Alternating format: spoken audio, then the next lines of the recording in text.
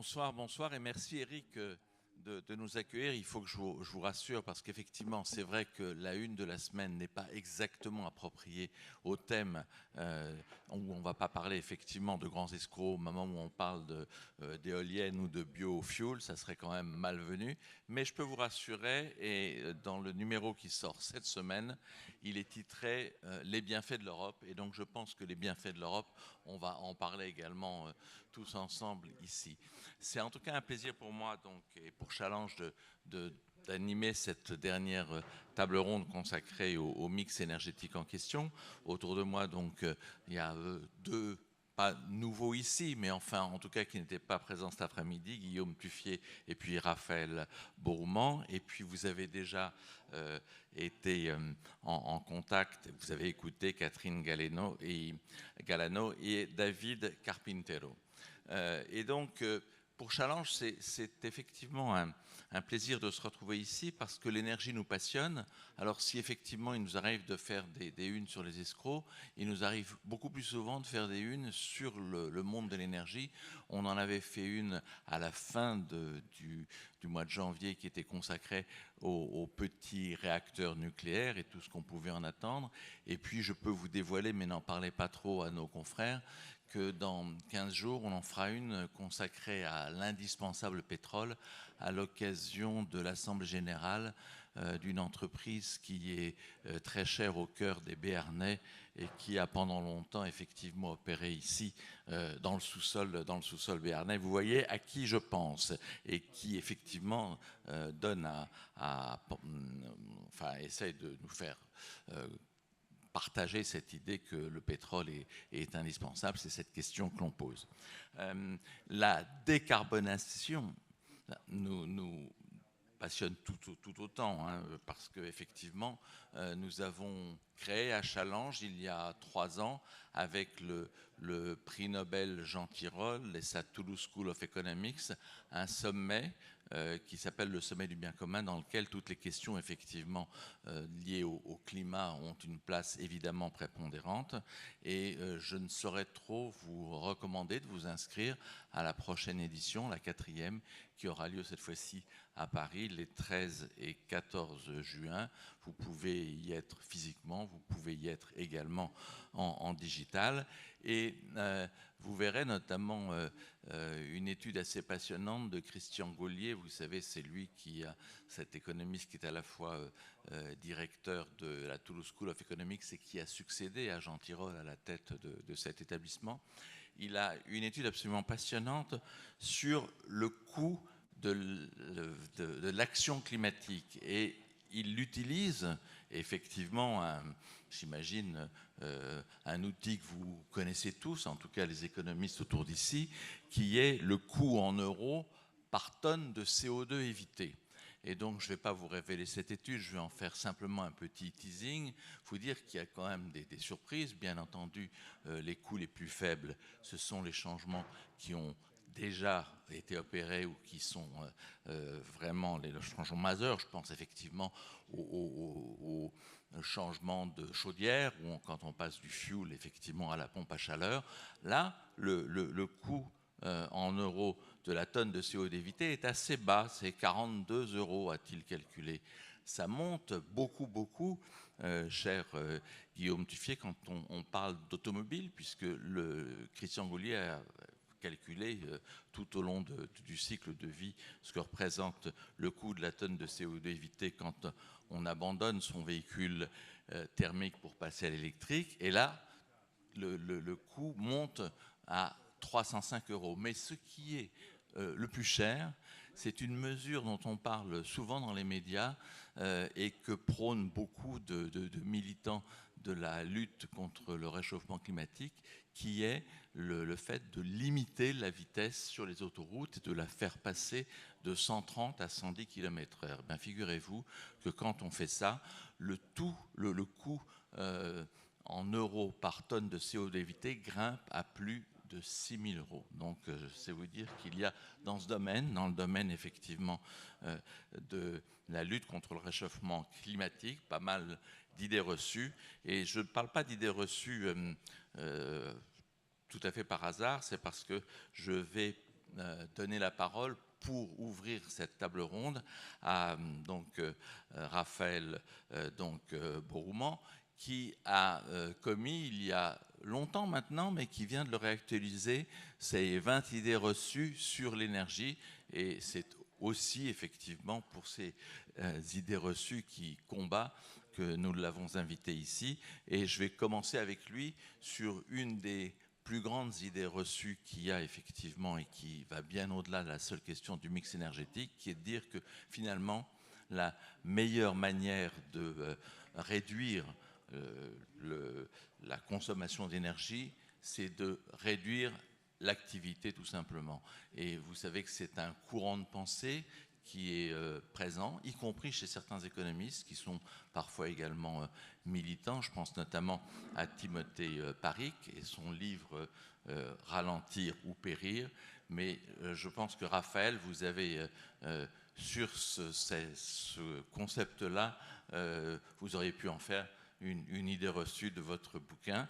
Et donc, avant de vous laisser la parole, je précise, pour ceux qui n'étaient pas là aux précédentes éditions de ces journées à Pau, que vous êtes professeur à Paris School of Business et également économiste du think tank européen Europeanova. Voilà.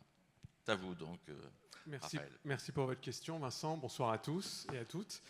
Alors effectivement, le climat, c'est un enjeu qui est mondial. Donc parler de décroissance à l'Indonésie, au Mexique, à l'Argentine a relativement peu de sens, puisque ça voudrait dire qu'il faudrait leur interdire une croissance que les pays de l'OCDE, qui ont contribué à une dynamique historique des émissions de CO2, ont pu pleinement profiter. Et je pense qu'il y a un malentendu sur la notion même de croissance économique. La croissance économique aujourd'hui, en 2024, n'est pas la même que celle de la révolution industrielle. Elle n'est pas la même que celle des années 2000. Et donc, si vous regardez par exemple la situation des États-Unis dans les années 2000 et aujourd'hui, on ne parle pas de même croissance économique. Par contre, le PIB, lui, va vous intégrer de la même manière un kilowattheure d'électricité qui est produit à partir de solaire versus un kilowattheure d'électricité qui est produit à partir de charbon. Ce sera comptabilisé de la même manière, mais vous voyez bien que l'impact environnemental n'a rien à voir. Donc la question n'est pas uniquement celle de la croissance, même si certains secteurs, évidemment, doivent décroître. Alors je pense à la frénésie dans le secteur du textile. On produit à peu près 15 fois plus de vêtements qu'il y a une trentaine d'années. Ils sont tellement invendus qu'après il faut les détruire. Donc il y a une pollution au moment où on produit et une pollution au moment où on les détruit. Donc évidemment, moi je parle de croissance sélective. Ce qui me gêne dans le concept de décroissance, c'est que ça va appauvrir les pays déjà les plus pauvres et les plus vulnérables par rapport au réchauffement climatique, et que ça va créer pas quelques mois de gilets jaunes dans les pays comme la France et en Europe, mais un véritable chaos social. Puisque si vous voulez faire suffisamment de décroissance pour respecter les objectifs climatiques, il faudrait réduire de 80% la production mondiale. Donc vous pouvez imaginer le chaos que ça peut entraîner au niveau mondial, alors qu'il y a déjà des pays qui ont ouvert la voie à un découplage entre croissance économique et émissions de CO2. Et nous, dans nos travaux, on montre qu'au-delà d'un certain seuil de développement, ce découplage, il est observé. Donc ça veut dire que vous pouvez avoir une croissance qui émet de moins en moins de CO2. Et ce n'est pas parce que vous réduisez la taille d'une économie que vous allez forcément, mais si vous réduisez la taille d'une économie de 10%, vous allez réduire les émissions de CO2 de 10% aussi. Parce que ce n'est pas la même chose d'émettre du CO2 pour construire un hôpital que d'émettre du CO2 pour construire un centre commercial en rasant une forêt. Alors que ce sera comptabilisé de la même manière. Donc ce n'est pas parce que le CO2 a le même impact, quel que soit l'endroit ou la raison pour laquelle il est émis, qu'il a la même utilité. Or, comme on a déjà utilisé 85% du budget carbone mondial, il faut être très prudent sur les émissions de CO2 restantes. Donc moi, je préfère parler de croissance sobre et sélective plutôt que de décroissance, puisque sur un plan international, ce n'est absolument pas fédérateur. Il y a une géopolitique du climat comme il y a une géopolitique de l'énergie et comme il y a une géopolitique des métaux et des minerais. Et donc si les COP sont souvent des échecs à 2 ou 3 exceptions près, elles se suivent, elles se ressemblent, c'est aussi parce que c'est un message qui ne passe pas lors des négociations. Vous ne pouvez pas dire à des pays qui aspirent à avoir la croissance économique de l'Europe ou des États-Unis que maintenant il faut faire de la décroissance. Et puis même si on supposait que c'était souhaitable, comment est-ce que ça peut être faisable? Est-ce qu'il va falloir annuler l'accumulation des gains de revenus réels depuis des décennies? Et si oui, comment on le fait? Secteur, par pays, qui va définir les seuils de décroissance? Et les investissements qui sont nécessaires pour les technologies décarbonées, pour les infrastructures décarbonées, on va les réaliser avec les fruits de la décroissance. Vous voyez bien qu'en termes de recettes budgétaires, si on prône la décroissance, vous avez des gens en France qui vivent déjà avec 5 ou parfois 10 000 euros par an. Donc vous allez leur parler de décroissance, du fait que l'État n'aura pas autant de recettes budgétaires pour les aider. Donc demander aux ménages les moins favorisés de se serrer la ceinture en disant il va falloir choisir entre économie et climat, entre fin du monde et fin du mois, ça n'a pas vraiment de sens, surtout que la voie est ouverte vers ce découplage si on arrive à investir dans les bonnes technologies et les bonnes infrastructures décarbonées. Merci Raphaël de ce petit préambule d'une certaine façon. Et c'est vrai qu'effectivement, on raisonne un petit peu trop, et notamment dans ces tables rondes de cet après-midi au niveau simplement européen. Et l'Europe est effectivement le continent qui a entrepris avec le plus de volonté effectivement ce découplage entre croissance et consommation, utilisation de budget CO2. Alors, je me tourne vers vous. Donc, Catherine Galano, vous étiez donc cet après-midi ici en tant que directrice financière de Frontier Economics. Et derrière toutes ces slides extrêmement léchées, très complètes, est-ce que vous pouvez nous dire le fond de votre pensée, comment est-ce qu'effectivement on peut construire le mix énergétique le plus efficace pour éviter ces fameux goulots d'étranglement que vous avez mis en avant dans plusieurs slides cet après-midi? Oui, merci, et avec plaisir. Donc, pour reprendre un peu les idées là où on les a laissées, les économistes, lorsqu'on leur pose une question sur quelle est la meilleure option, vont répondre soit ça dépend, soit c'est un mix. Donc à partir du moment où on a proposé dans nos travaux d'étudier la contribution d'un panel d'options, forcément on en a conclu que c'était optimal. Néanmoins, ce qui est derrière, c'est quand même assez intéressant, puisque si c'est un mix, c'est que chaque solution a quelque chose à apporter par rapport au défi que l'on cherche à adresser, qui est celui de la décarbonation des transports. Dans le mix, on a globalement, en termes d'énergie primaire consommée, 30% d'électricité, avec toute l'efficience que l'on sait. Et donc là, c'est une place qui est dictée par cette efficience, cette forme d'immédiateté sur le combustible, avec quand même modulo un impératif de passer par du stockage à grande échelle, et aussi quand même un gros modulo lié aux émissions liées à la production des véhicules. C'est un chemin qui inévitablement demande de changer les véhicules et qui donc dans nos travaux ressemble comme intéressant que dans la mesure où il intervient à des moments où on n'a pas d'autres options de véhicules qui émettraient moins. On a ensuite tout le chemin du méthane synthétique qui, lui, économiquement, a comme intérêt qu'il peut s'appuyer sur des infrastructures existantes. Et donc économiquement et environnementalement, il permet aussi de ne pas mettre au rebut un certain nombre d'infrastructures et tout un pan de l'économie, au-delà de sa place qui est globalement dictée dans nos travaux par l'impact environnemental global et les différents goulots d'étranglement qui existent à tel ou tel moment. Ensuite, on va avoir tous les chemins des carburants synthétiques, avec là un enjeu qui est beaucoup plus autour des capacités de synthèse, et qui passe aussi par quelque chose dont on a peu parlé encore aujourd'hui, qui est le captage de carbone directement à partir de l'air. Également, si on reprend cette idée d'une forme de renouveau économique via la décarbonation, est qu'un bon exemple d'activité économique qui n'existe presque pas aujourd'hui et qui existera demain. Donc ce que l'on voit, c'est un mix, déjà un mix, le mot-clé c'est le mix, et derrière ça, des chaînes de valeur qui viennent d'horizons très différents, et qui sont valorisées par leur empreinte, leur compétitivité en termes d'empreinte carbone globale dans nos modèles, mais qui en plus économiquement vont en fait avoir un intérêt qui leur appartient à chacune d'entre elles pour l'économie. En tout cas, un souci que vous avez de ne pas éliminer une technologie, d'avoir effectivement toute la palette. Il n'y a pas d'exclusion, et ça va me faire une transition parfaite avec quelqu'un que vous n'avez pas encore vu aujourd'hui. Donc bonjour Christophe Tuffier, vous êtes le responsable de la stratégie produit innovation de Horse. Alors Horse, pour ceux qui ne le savent pas, c'est une nouvelle filiale de Renault qui a été créée il y a 1 an. Vous savez qu'en gros, il le dira mieux que moi, mais Horse, c'est toute la filière des véhicules thermiques. Et puis, il y a une autre filiale qui s'appelle Ampère, qui va s'occuper des voitures électriques. Et Catherine évoquait le fait qu'effectivement, il ne faut rien exclure.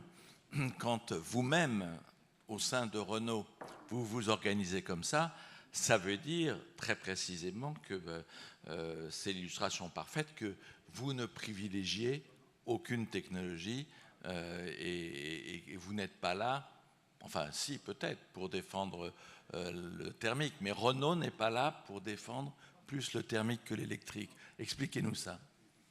Oui, bonjour, bonsoir à tous. Oui, donc en effet, Horse, c'est donc une grosse start-up, une start-up de 9000 employés avec 8 usines et 3 centres techniques. Donc c'est assez gros, mais ça n'a qu'un an. Donc en fait, c'est la filialisation de la mécanique de Renault, donc la partie thermique et hybride. Et comme énoncé précédemment, on a aussi filialisé la partie moteur électrique, donc dans une entité qui s'appelle Ampère. Et donc oui, ce qui compte beaucoup pour Renault Group et surtout pour Horse, c'est la neutralité technologique. On en a parlé précédemment. En fait, il n'y a pas de solution unique, il n'y a pas de solution parfaite. Et par contre, le fait de déployer le maximum de solutions possibles permettra peut-être d'atteindre les objectifs qui sont très très ambitieux en Europe. Ce qu'il faut voir aussi, c'est que les fabricants automobiles ne vendent pas qu'en Europe. Et hors de l'Europe, finalement, c'est pas trop le marché de l'EV. Vous allez au Brésil, vous allez en Inde, vous ne vendez pas beaucoup d'EV. Vous allez même en Chine, vous vendez beaucoup de plug-in hybrid, vous vendez aussi beaucoup d'EV. Mais finalement, il est important pour tous les OEM, donc tous les fabricants, finalement, d'avoir une activité thermique hybride forte, pour pouvoir vendre à l'international, mais aussi développer une activité véhicule électrique très forte pour tenir les engagements européens qui malheureusement ne privilégient pas la mixité. Donc on disait tout à l'heure, ça dépend, mais non, ça ne dépend pas finalement pour cette partie-là. Les objectifs de 2035 tuent les technologies hybrides et thermiques, alors qu'associées à du carburant bas carbone, ou associés à de l'hydrogène, pour les moteurs à combustion hydrogène, on a des solutions en cycle de vie qui sont équivalentes, voire meilleures que des véhicules électriques. Enfin, en tout cas, vous gardez complètement les deux technologies, les deux fers au feu. On garde deux fers au feu. On a deux stratégies, deux sociétés qui ont chacun leur propre stratégie. Ampère doit développer absolument l'électrique. Horse doit maintenir et continuer sur sa lancée de savoir-faire de Renault, de développer le thermique et l'hybride. Et en fait, les deux, finalement, ont deux marchés différents et complémentaires. Alors, je me tourne vers David Carpintero. David, donc, on le sait, on vous a découvert tout à l'heure, vous êtes directeur général de ePure. Et en tant que directeur général d'ePure, vous êtes précisément quelqu'un qui n'est pas neutre. Du point de vue technologie, vous êtes là effectivement pour pousser, défendre les technologies de l'éthanol recyclable. Qu'est-ce qui fait que vous pensez que cette technologie mérite absolument d'être défendue, et est-ce que vous n'avez pas un peu peur qu'elle soit oubliée? D'ailleurs, elle n'était pas très présente dans le rapport qu'on a écouté cet après-midi. En effet, pas trop. En écoutant Catherine ce matin ou en début d'après-midi, j'ai vu qu'il manquait quand même une section sur les biocarburants. Et en fait, il faut surtout penser au rôle de la biomasse pour décarboner les transports. Qu'est-ce que c'est que la décarbonation? Il s'agit donc de remplacer le carbone fossile, soit par l'électricité, une électricité renouvelable, ou par des carbones renouvelables. Et si nous avons un véhicule électrique qui fonctionne avec de l'électricité produite par exemple par du charbon, je ne pense pas qu'on puisse puisse appeler cela renouvelable. Et donc, Catherine nous a montré tout un tas d'alternatives et toutes sont fondées sur l'électricité. Peut-être avec le Fischer-Tropsch au départ est un peu différent, mais beaucoup quand même utilisent l'électricité. Alors la biomasse, elle, peut compléter l'utilisation de l'électricité. Et c'est ça l'intérêt. Et c'est cette façon de compléter. Alors comment justement arriver à compléter l'électricité et les carbones fossiles par de la biomasse, les carburants fossiles par la biomasse. Alors, je crois que ça part de plantes. Et je pense qu'on peut considérer des plantes comme étant des panneaux solaires.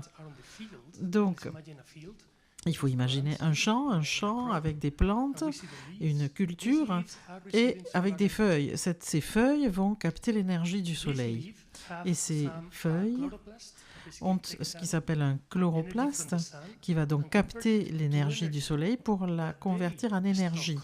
Et elles stockent cette énergie. Donc ces plantes sont un moyen fabuleux de stocker l'énergie du soleil et de la stocker. Et on peut les utiliser ensuite pour différents objectifs.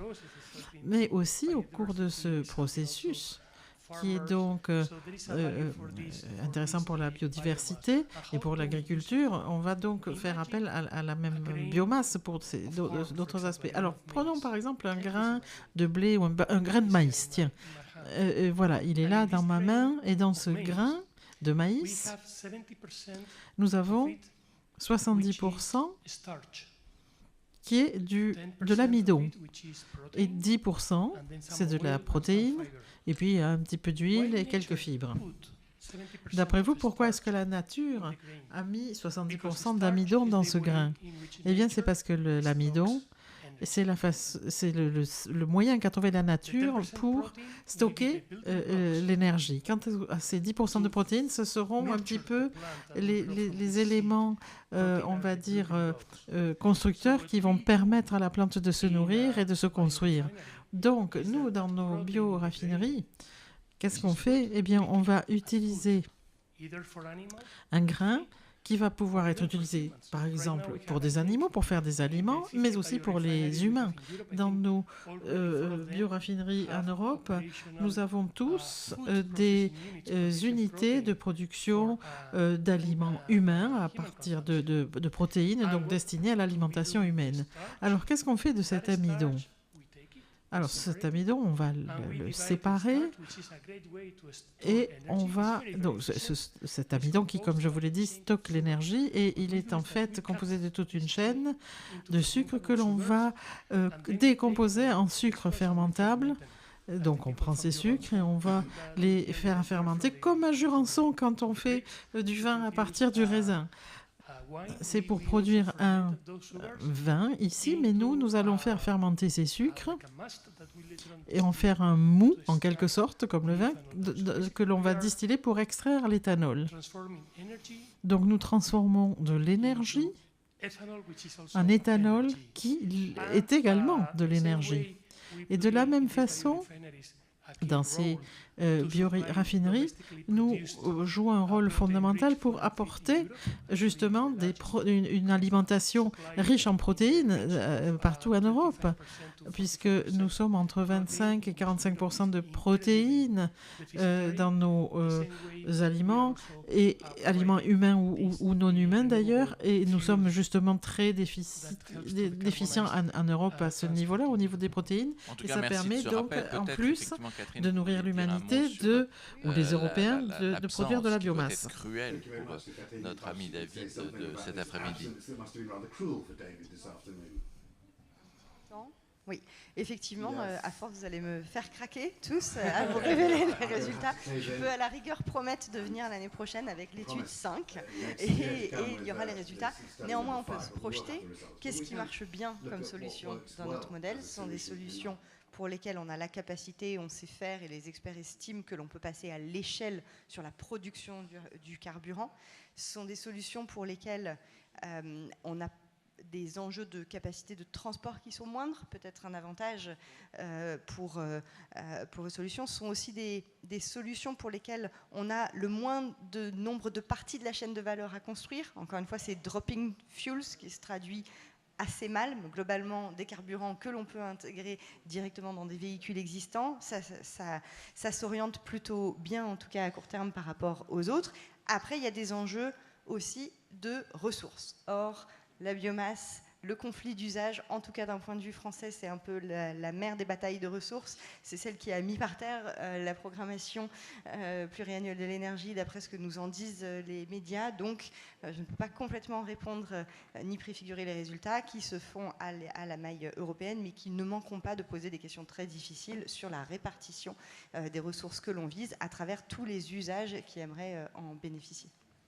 En tout cas, on y reviendra. Je pense qu'il y aura des questions là-dessus parce que c'est un sujet d'opinion, et notamment quand on est dans des régions avec des cultures très, très importantes et des agriculteurs qui savent s'exprimer. On y reviendra plus tout à l'heure. Je voulais, à ce stade du débat, qu'on sorte un petit peu d'Europe, puisque...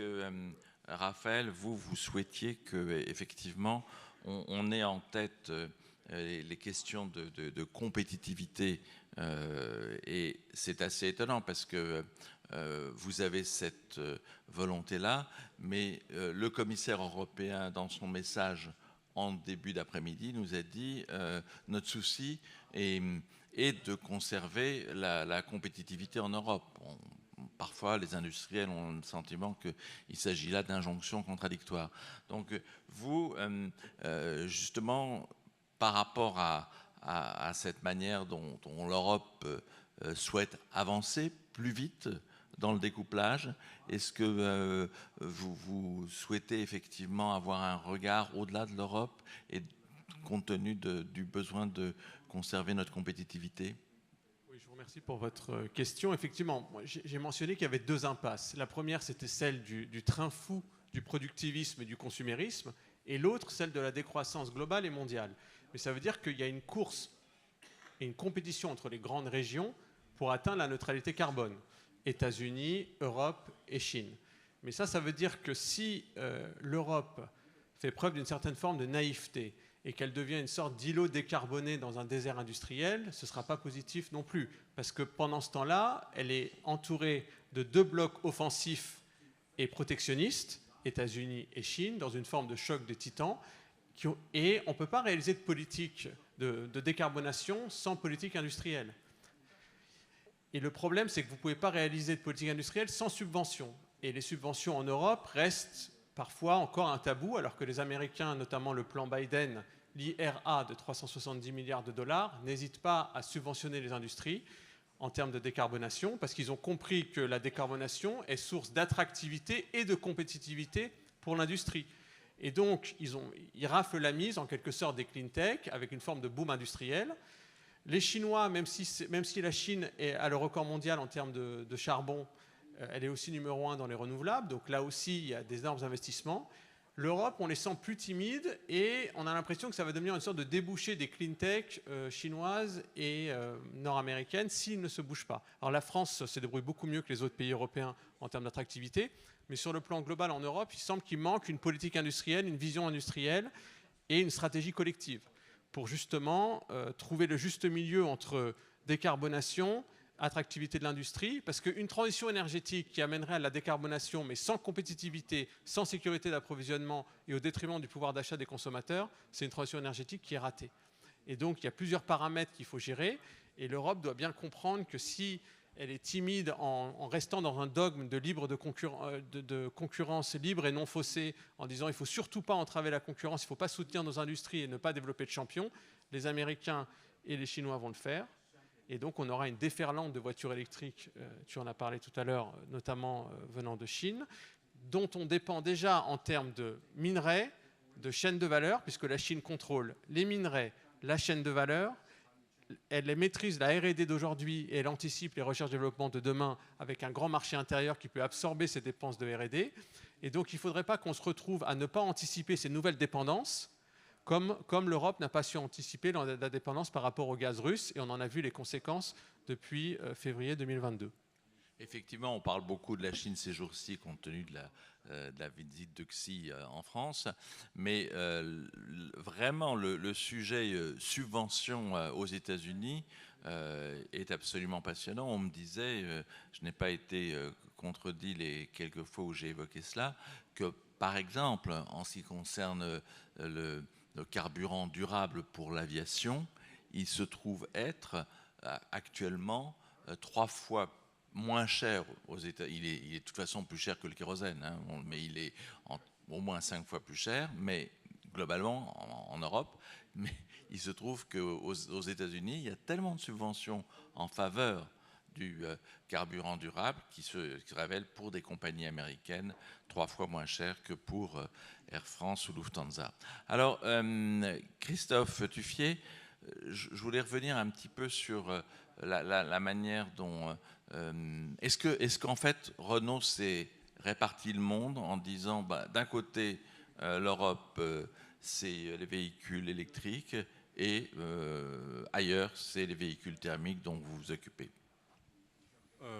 On fait toujours confiance à la clause de revoyure de 2026, donc on pense qu'elle aura lieu et que l'Europe va au moins assouplir sa position sur le Iceband de 2035. Enfin, ça, c'est un souhait. Et côté Horse, on travaille à avoir les preuves qui montrent que techniquement et scientifiquement, on a des solutions qui sont équivalentes en termes de décarbonation qu'un véhicule électrique. Après, c'est sûr que si on pense international, si on pense par exemple Brésil, ça va faire plaisir, là c'est l'éthanol. Les solutions sont... Le pays part sur des solutions 100% éthanol, c'est leur politique. L'Inde semble partir sur le 85 ou l'hydrogène. Les pays du Golfe peut-être sur l'hydrogène. Donc en fait, chaque région a sa façon de décarboner finalement son transport. Par contre, ce qui est sûr, c'est que, sauf en Europe, personne n'interdit les moteurs hybrides et thermiques. Et ça, c'est important. Donc, il y a une électrification qui est croissante dans toutes les régions du monde, mais à minima, il n'y a aucune région, si ce n'est l'Europe, qui interdit les plug-in hybrides à horizon 2035. Et ça, c'est quelque chose qui est très problématique, puisqu'en fait, on se ferme des investissements, que ce soit au niveau du carburant, que ce soit au niveau des OEM. Et finalement, on parlait de compétitivité et de dépenses. Enfin, actuellement, en Europe, les constructeurs européens ne font pas d'argent sur les vies. C'est-à-dire qu'aujourd'hui, il y a des investissements qui sont lourds, mais on ne gagne pas d'argent.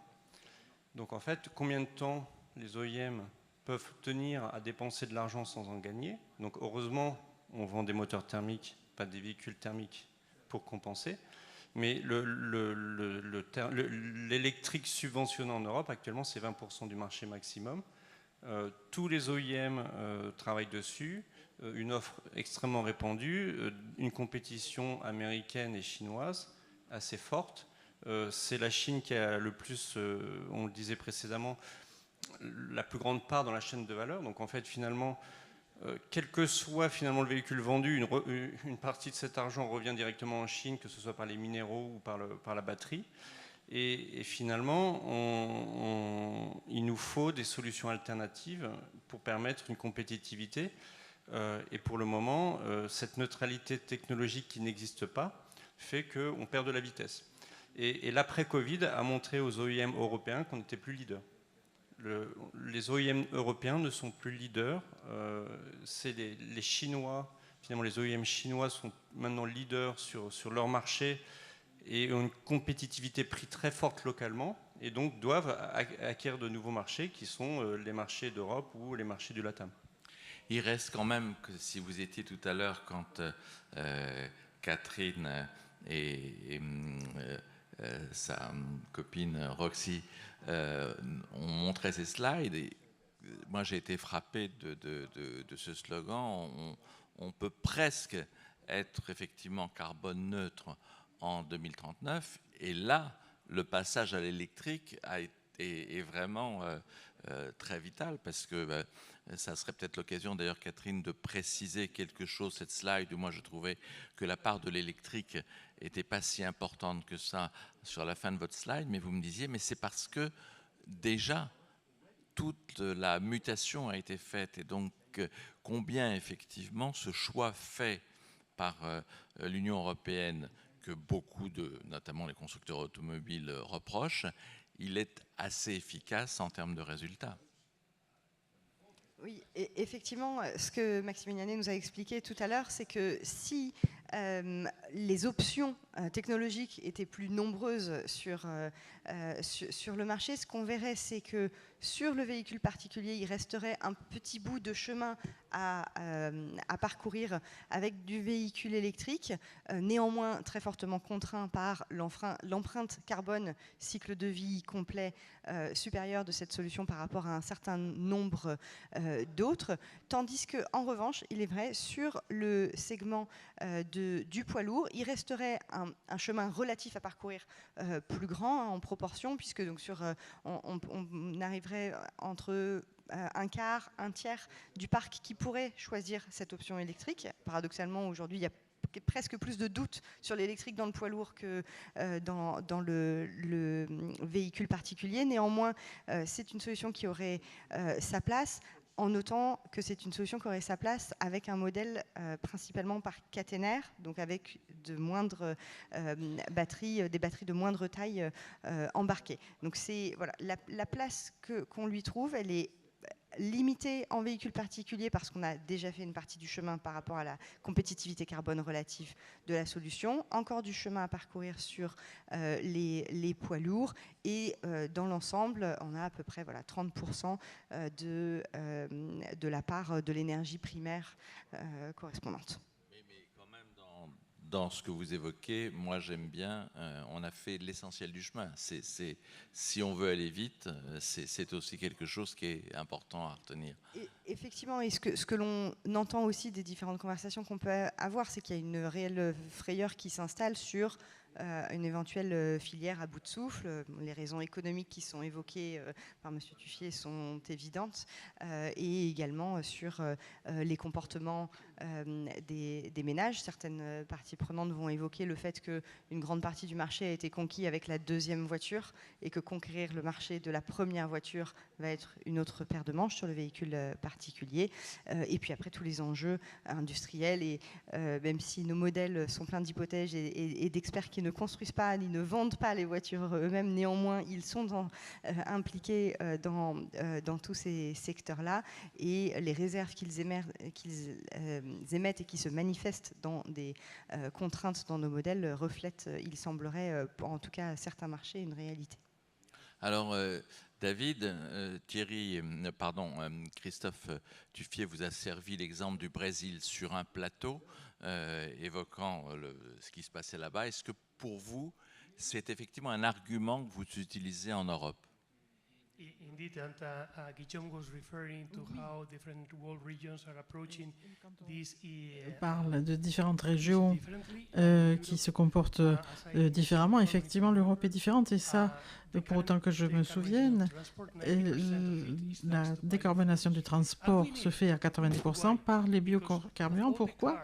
Parce que de toutes les nouvelles voitures vendues en 2023, seuls 15%, en Europe, seuls 15% étaient des véhicules électriques à batterie pure.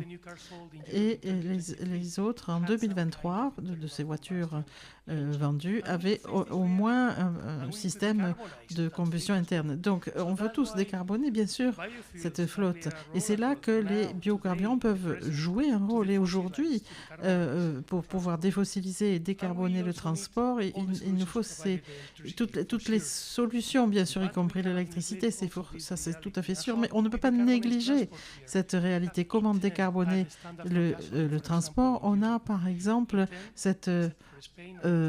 sauf pour l'Espagne et l'Italie, je crois, mais vous pouvez trouver partout en Europe un produit qui contient 10% d'éthanol. J'étais à Madrid il y a une quinzaine de jours, où Ors est également présent. C'était un comité d'entreprise européen, et nous parlions déjà de des normes pour 2028. Donc ça va être la réalité très bientôt en Europe. Donc on peut avoir effectivement de l'essence avec 20% d'éthanol, et en France c'est même très unique et très intéressant. On a ce qu'on appelle le E85. Donc quand vous allez dans une station, eh bien, vous pouvez trouver ce E85 qui est une solution magnifique de carburant. Pourquoi? Parce que ça coûte la moitié de ce que coûte l'essence normalement, et ça vous fait faire des économies donc, qui vont jusqu'à 700 € par an. Et ce E85, c'est un exemple de ce qu'il est possible de faire en utilisant des biocarburants. Et ce qu'il faut, tout simplement, c'est acheter un véhicule qui a donc ce qu'on appelle un flex fuel, qui peut donc prendre les doubles carburants, ou alors vous pouvez prendre une voiture plus ancienne, mais demander à votre garagiste de l'installer avec le kit qui pourra vous permettre de faire un plein avec du E85. Mais ces E20 et E85 correspondent effectivement au remplacement de l'ancien carburant fossile. Et ça permet justement d'avoir bientôt des mélanges totalement renouvelables. Alors, c'est des choses qu'on ne trouve pas encore tout à fait partout, en Espagne par exemple, mais ce que vous trouvez aussi en France, en fait, le E85, c'est ce super éthanol. Et il va devenir dénommé ainsi en France. Pourquoi? Eh bien, c'est parce que, alors selon le mélange, ça va être 15 ou 25% d'essence fossile qui va être remplacé par ce nouveau biocarburant. Et il est obtenable de 3 façons. Tout d'abord, en raffinant donc des systèmes, des carburants non biologiques qu'on peut mélanger à de l'éthanol. On peut aussi utiliser de l'éthanol dans l'approche éthanol-gasoline, essence, ou alors vous pouvez prendre donc de l'e-essence, qui est un mélange d'hydrogène on y viendra obtenu. Sur l'hydrogène. Donc c'est la façon de décarboner. Vous êtes un bon vendeur de voitures, hein, franchement, un commercial hors pair, bravo. C'est la réalité, les choses sont comme ça. Donc Raphaël, moi je voulais vous demander quelque chose, parce que vous m'aviez dit, quand on a préparé ce débat, ce qu'il faut vraiment bien comprendre, c'est qu'il n'y a pas de remède miracle. Et qu'il n'y a pas de, bon, dirons, certains poussent les éoliennes offshore. Enfin, vous dites surtout pas une technologie plutôt qu'une autre. Pourquoi? Alors déjà, dans 2 domaines différents. Déjà, il n'y a pas de remède miracle au sens large. C'est-à-dire que la sobriété toute seule ne suffira pas. Elle est nécessaire, elle est indispensable, mais elle n'est pas suffisante. Surtout que quand c'est une sobriété subie, ça s'appelle la pauvreté. La technologie seule ne suffira pas non plus. Il faut de la sobriété, de la technologie, une croissance sobre et toutes les énergies. Là, j'en reviens plus spécifiquement à votre question. Parce qu'à chaque fois qu'on fait une proposition, les climato-défaitistes ou les marchands de peur ou les marchands de doute nous présentent les limites de cette proposition en la disqualifiant. Il n'y a pas de solution parfaite, il n'y a pas d'énergie parfaite, donc cessons de les opposer et faisons en sorte d'avoir une approche globale sans mettre de côté certaines énergies renouvelables ou sans disqualifier les avantages que peut procurer le nucléaire en termes d'émissions faibles de CO2, pour avoir une approche, comme il ne reste plus que 10 ans maximum si on veut limiter à 1,5 degré la hausse de la température mondiale. Et on n'a pas de temps à perdre à disqualifier une solution si elle peut avoir une utilité. Donc il faut vraiment avoir une approche plurielle de diversité énergétique. Est-ce qu'il y a, petite incidente sur ce débat, François Bayrou nous a parlait tout à l'heure, il en était très fier comme maire de la solution à hydrogène avec ces bus articulés dont il y a un exemplaire effectivement sur le balcon des Pyrénées. Est-ce qu'il y a parmi vous quatre quelqu'un qui a un avis sur cette solution que prône effectivement le maire de Pau? D'un point de vue technique, oui, j'ai forcément un avis, surtout si c'est un moteur thermique. Après, il y a la solution pile à combustible. Sur la partie moteur thermique, en fait, on a un système qui est très performant. On n'a pas très peu de pollution et on n'a quasiment pas de CO2. Alors pourquoi quasiment pas? En fait, quand on brûle de l'hydrogène, on n'obtient que de l'eau. Donc là-dessus, il n'y a pas de carbone. Par contre, il y a un peu d'huile. Donc en fait, on brûle légèrement de l'huile de lubrification. Et donc en fait, on obtient légèrement du carbone. Mais nos amis pétroliers travaillent pour faire de l'huile synthétique qui n'émettrait pas de carbone. Donc on a une solution qui a moins de 1 gramme de CO2 à l'échappement. Donc là, ça répond presque à la demande européenne de 0 à 2035. On pense pouvoir obtenir une dérogation. Et en termes d'émissions polluantes, donc là c'est plus par exemple les NOx, les particules, etc., on est très très très en dessous des moteurs diesel. Et donc en fait on a une solution qui est très bonne. La problématique est plus le stockage de l'hydrogène pour le véhicule. Et après la seconde problématique c'est plus la distribution de l'hydrogène et sa disponibilité au grand public. Et si Christian Gaulier faisait son étude sur le coût de la tonne de carbone évitée avec cette solution, il serait dans le haut de la fourchette ou Il serait au niveau d'un EV. Il serait au niveau, pardon, d'un véhicule électrique. Ah oui, d'accord. Donc effectivement autour de 300-400 €. Alors, parlant justement des solutions dont aucune n'est parfaite, je voudrais revenir à quelque chose qui a été évoqué dans la table ronde précédente et notre ami directeur de la communication de Fuel Europe s'est inscrit en faux, mais il y a quand même une montée des organisations écologistes contre la solution des biocarburants, pour la raison qu'évoquait un petit peu Catherine tout à l'heure, qui est celle de l'allocation des surfaces. J'ai lu, hein, je n'ai pas vérifié la véracité de ça, mais un rapport d'Oxfam, dont on connaît effectivement le côté très opposé au système en général. Mais Oxfam dit que si on met sur une même surface toutes les cultures qui favorisent donc les biocarburants en Europe, ça fait à peu près la surface de l'Irlande.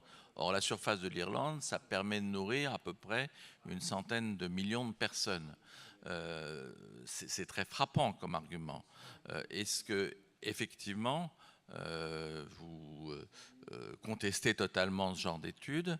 Et comment vous faites en sorte, vous avez dit tout à l'heure, oui, mais on ne touche pas à ce qui est pour la nourriture. Mais est-ce si vrai que ça? Est-ce que vous pouvez mettre de côté effectivement l'allocation de l'agriculture pour la nourriture et ne garder que ce dont on n'a pas besoin pour l'agriculture, pour l'alimentation? Absolutely, and indeed there is no opposition. Indeed, in our biorefineries, we actually produce more raffineries, nous produisons en fait plus d'aliments humains et animaux que de carburant. Et nous produisons jusqu'à 6 millions de tonnes d'aliments protéiques, donc, et 6 millions de tonnes d'éthanol. Donc il y a davantage d'aliments. Et pour l'éthanol, en fait, l'empreinte et en fait, au niveau de la terre agricole, justement, est faible pour pouvoir permettre la production de ce biocarburant. Donc, en fait, pour l'instant, c'est 1% des sols européens. C'est ou trop ou pas assez. Prenons une comparaison. La politique agricole commune voulait essayer d'obliger les agriculteurs européens à avoir 4% de jachère, donc de ne pas les utiliser pour produire. Donc nous avons une politique qui demande aux agriculteurs de ne pas produire et à un moment, on essaie d'avoir quelque chose qui ne correspond qu'à 1% des terres agricoles. Donc il faut quand même mettre les choses en perspective pour bien comprendre l'impact véritable de ces biocarburants. En fait, on va avoir très bientôt les élections, le 6 et le 9 juin, et il y a beaucoup de choses qui sont en jeu. Et je pense qu'il nous faut comprendre l'impact que vont avoir ces élections. On l'a vu tout à l'heure avec le livre sur les droits de la mobilité. Hein. C'est le titre du livre, je crois. Parce que la mobilité peut finalement être compromise, mais pas pour tous, mais pour un certain nombre de gens qui ne peuvent plus se permettre de payer le coût d'une batterie pour un véhicule électrique ou qui ne pourront pas accéder facilement à des points de recharge, par exemple en zone rurale. Donc il faut également comprendre l'implication de ces éléments pour les personnes les plus défavorisées.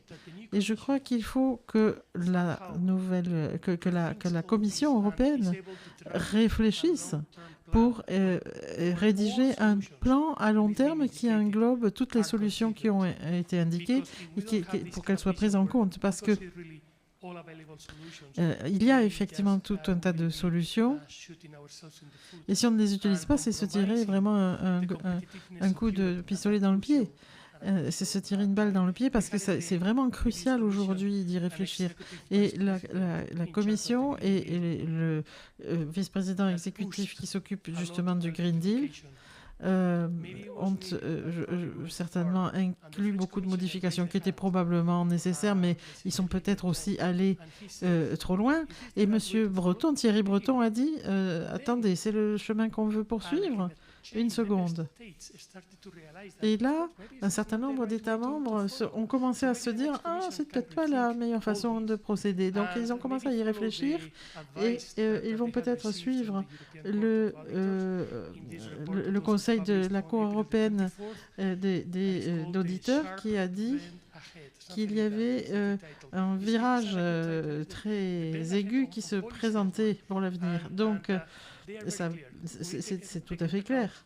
Il faut prendre en compte l'implication des batteries, à la fois en termes de compétitivité, en termes économiques, et puis il faut prendre en compte le coût, surtout pour les personnes défavorisées. Et enfin, il faut réfléchir à la disponibilité des bornes de recharge.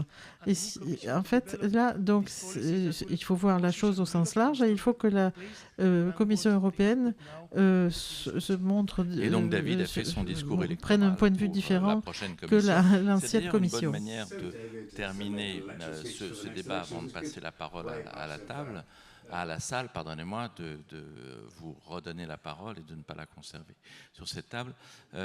Christophe, vous me disiez qu'un point qui est important, c'est d'avoir une vision de long terme et de prendre toutes les décisions par rapport à ce qu'on appelle dans le jargon de vous tous ici, de regarder cela sur l'ensemble du cycle de vie. Cette approche, est-ce que c'est une approche que vous conseiller effectivement à la nouvelle commission? Est-ce que c'est pas trop tard? En fait, on en a parlé toute la journée du cycle de vie. C'est primordial en fait. Quand on parle de carbone, de CO2, en fait, il faut regarder la période de production, pré-production du véhicule, du moteur. Il faut regarder sa phase d'usage, il faut regarder sa phase de destruction, recyclage. Et en fait, ce qu'on voit, c'est que les véhicules électriques sont très pénalisé finalement sur la phase de production-recyclage. Un véhicule thermique est lui très pénalisé sur la phase usage à cause de la combustion de carburants fossiles. Et en fait, ce que je disais tout à l'heure, si on a un carburant bas carbone, donc quand je dis bas carbone, c'est 70% moins carboné que sa version fossile.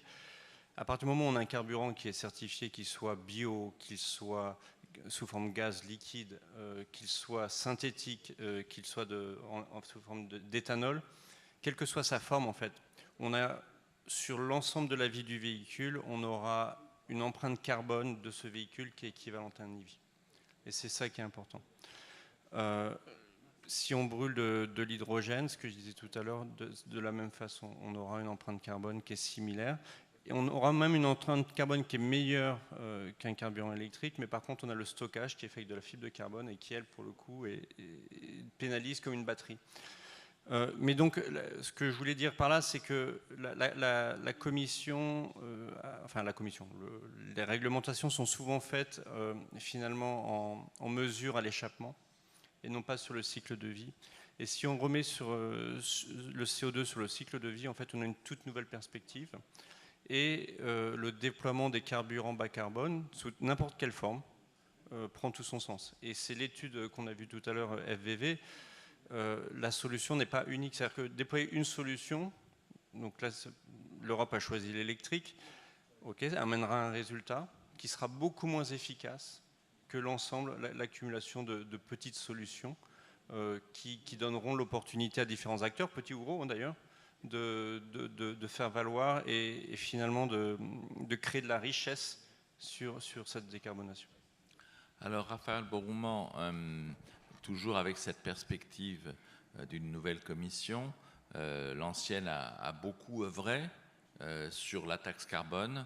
On a le sentiment, mais c'est à vous de nous le dire, que ça ne marche pas si bien que ça, c'est plus compliqué. Est-ce qu'il faut continuer dans cette voie ? C'est indispensable, selon moi, d'avoir une tarification du carbone à l'échelle internationale, mais ça ne veut pas dire qu'il faut avoir un prix unique du carbone, contrairement à ce qui a été proposé par Jean Tirole, qui est l'un des meilleurs économistes au monde et qui est prix Nobel d'économie 2014. Imposer le même prix du carbone au Qatar, à l'Éthiopie, à la France et au Mexique, je ne suis pas sûr que ça marche, justement dans une cadre de géopolitique du climat et des rapports de force dans les négociations. Mais il faut trouver un moyen de tarifier le carbone. Alors il y a deux façons de faire. Soit vous faites un marché de carbone, comme vous connaissez un marché des permis, comme en Europe. Bon, il y a eu des hauts et des bas, on a eu la tonne de CO2 à 5 €, elle a repris des couleurs, elle a atteint 60 €, mais on n'est pas encore au niveau où il faudrait qu'on soit pour vraiment que ce soit un signal-prix pour des technologies décarbonées. Donc le marché du carbone européen, il progresse, mais ce n'est pas l'alpha et l'oméga. Alors il y a l'autre idée, c'est d'imposer une taxe carbone. Donc vous avez en gros, sur ce qui existe en termes de tarification carbone dans le monde, une partie sous forme de taxe et une partie sous forme de marché d'émissions de CO2. En France, on a essayé, enfin le gouvernement de M. Édouard Philippe a essayé d'imposer une taxe carbone et on a vu le résultat en termes sociaux avec le mouvement des Gilets jaunes. Ce n'est pas l'outil en soi qui était mauvais, c'est la manière dont il a été mis en place en termes méthodologiques. La taxe carbone a fonctionné dans d'autres pays, elle a même été efficace. Quelles sont les conditions pour qu'elle soit efficace ? Il faut qu'elle soit lisible, il faut que le produit soit réinvesti dans la transition énergétique, il faut que son allocation soit transparente. Et un élément très important, c'est que ça ne doit pas être perçu comme un impôt en plus, c'est-à-dire une nouvelle taxe, en gros, pour remplir les caisses de l'État en mettant la raison écologique ou climatique derrière. Or, elle a été perçue en France dans cette logique budgétaire et pas dans une logique environnementale. Pourquoi ? Parce que quand vous instaurez une taxe carbone, il faut baisser d'autres impôts pour les ménages et d'autres charges pour les PME. À cette condition-là, la taxe carbone n'entrave pas le pouvoir d'achat des consommateurs, puisque vous avez baissé des impôts, d'autres impôts, donc c'est neutre en termes de prélèvement obligatoire. Et si vous baissez d'autres charges, elle n'entrave pas la compétitivité des PME. Et je disais qu'une transition énergétique qui impacte le pouvoir d'achat ou la compétitivité des entreprises serait ratée. Donc on avait un outil pour revoir et aiguiller les comportements d'achat avec une fiscalité environnementale efficace. Malheureusement, elle a été mal utilisée. Or, c'est très important de revoir les processus de production, parce que la décarbonation est un moyen et un levier de réindustrialisation pour l'Europe, mais aussi les moyens de consommation.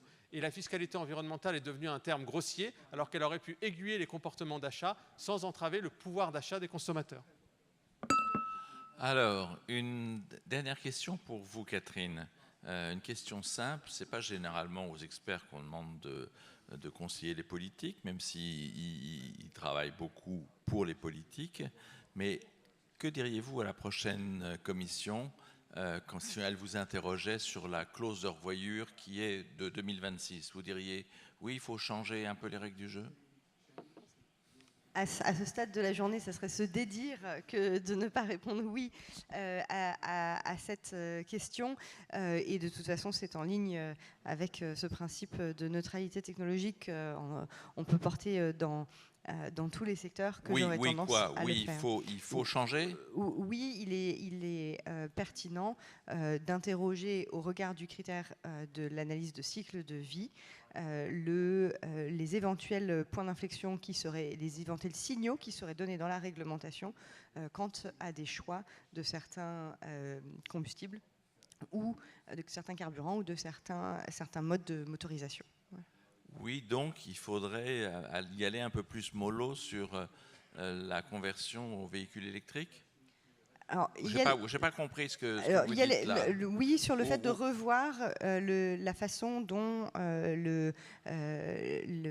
l'ICE-ban, il faut savoir le dire en français, a été introduit. Revenir mollo sur la conversion aux véhicules électriques, nous ce que préconise, c'est que au vu de la quote-part des émissions dans la vie d'une voiture qui relève de sa production, c'est oui pour y aller mollo à la conversion, point. Et essayer de mettre des choses plus propres dans des voitures existantes. Oh, mais je sens que votre voisin sourit. On ne va pas lui demander parce que lui, on sait déjà la réponse. J'ai lu ce matin dans les Échos, à propos donc de la situation tout près d'ici, qu'il y avait un projet de start-up qui s'appelle Elise Energy, qui soulève l'opposition de 37 associations, parce que c'est un projet qui est fait avec effectivement du bois. Alors, bien entendu, je sais qu'il y a bois et bois, qu'il y a les déchets et puis les forêts, mais est-ce qu'il y a de bons projets, comme ceux auxquels se référait François Bayrou, qui a été fait à Lac avec Total Energy, et puis des projets qui suscitent peut-être l'opposition de l'opinion et sur lequel il faut être vigilant? Quand on regarde les objectifs de 2030, il faut donc que un certain pourcentage utilise de l'énergie renouvelable, et donc ça ne va pas marcher si on ne fait rien. Et deuxièmement, on ne va pas atteindre cet objectif, à mon avis. Donc c'est juste, il faut augmenter le nombre d'options, sans se perdre du temps à dire quelle est la meilleure. Il faut juste les utiliser. Il faut laisser aux gens des options qui fonctionnent et qui sont également durables. Et c'est le seul moyen d'atteindre l'objectif. Sinon, il ne faut pas rester spécifique sur des alternatives, mais pour moi, la façon à faire, elle est simple. Il faut que ça marche et il faut que ce soit durable. Il faut laisser Elise Energy, il faut laisser Total Energy, il faut laisser Horse, il faut laisser effectivement Ampère également. Enfin, il faut que toute la concurrence soit là, et c'est comme ça qu'effectivement on y arrivera. Vous vouliez dire un mot, mais vraiment pour conclure, Raphaël? Oui. Non, je voulais dire que on parle souvent du financement de la transition écologique, et on nous dit les États européens notamment sont très endettés, des niveaux d'endettement à 110-115% du PIB. Mais la transition écologique ne se fera pas sans les entreprises et sans les banques aussi. Et donc le rôle du financement privé est très important. Et ce qu'on appelle la finance climat est une niche dans la finance globale mondiale. Donc si la finance climat se développe, il n'y a absolument aucun problème de ressources. Il y a une question d'allocation de ressources, c'est un enjeu d'allocation de ressources, mais pas de ressources en tant que telles. Et la transition, elle doit s'appuyer sur deux jambes, une jambe sociale et une jambe environnementale. Et c'est pour ça que c'est important, quand une décision est prise, une politique climatique est envisagée, d'avoir une vision systémique pour étudier les enjeux à la fois sociaux, économiques, technologiques et financiers. Et je termine simplement en faisant, moi, un petit peu de propagande pour mon magazine, dont je ne suis pas directeur de la rédaction, mais directeur de la publication. Je l'ai été pendant 20 ans, donc je connais bien les deux métiers. Et comme directeur de la publication, j'ai plaisir à vous dire que vous avez tous intérêt à lire notre prochain numéro sur les bienfaits de l'Europe, parce que on verra que même si on trouve qu'elle ne fait pas exactement les choses comme elle devrait faire, pas assez vite, trop compliqué, etc., eh bien, elle fait beaucoup. Merci beaucoup à tous.